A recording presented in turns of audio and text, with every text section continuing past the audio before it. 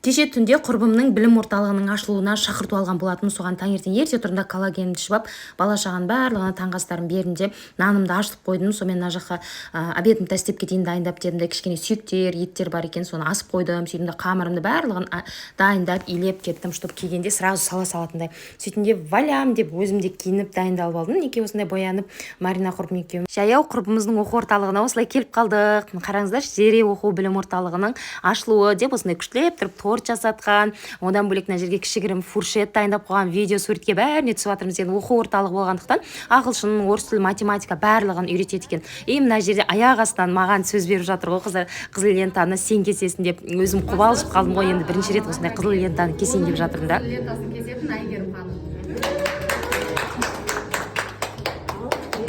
Біздің адамымызда танымал блогер Айгерім құтты болсын ғой.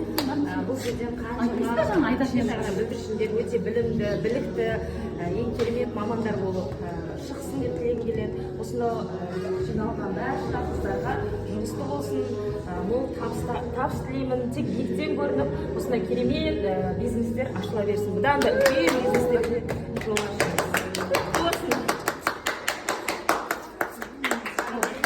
Құрбыма рахмет, елеп ескеріп, осы қызыл лентаны маған кестіріп жатқан. Алғаш рет кескеннен кейін біртүрлі сезім болады екен, онда қуанып ше.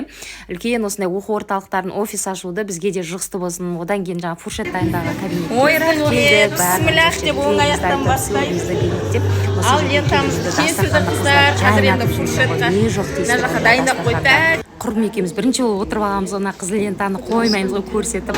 Менің де оқырмандарыма жұғысты болсын, қыздар, құдай қаласа сіздер де осындай үлкен білім орталықтарын, магазиндер аша беріңіздер. Мына жерде үлкен кісілер тос айтып, тілектерін айтып жатыр. Одан кейін құрбыларымыз осындай бір-біріне енді сыйлық жасап жатыр екен, осындай пакетикпен сыйлықтарын беріп жатыр. Енді керемет кеш болды. Ол ең соңында барып құрбымызға кезек бердік.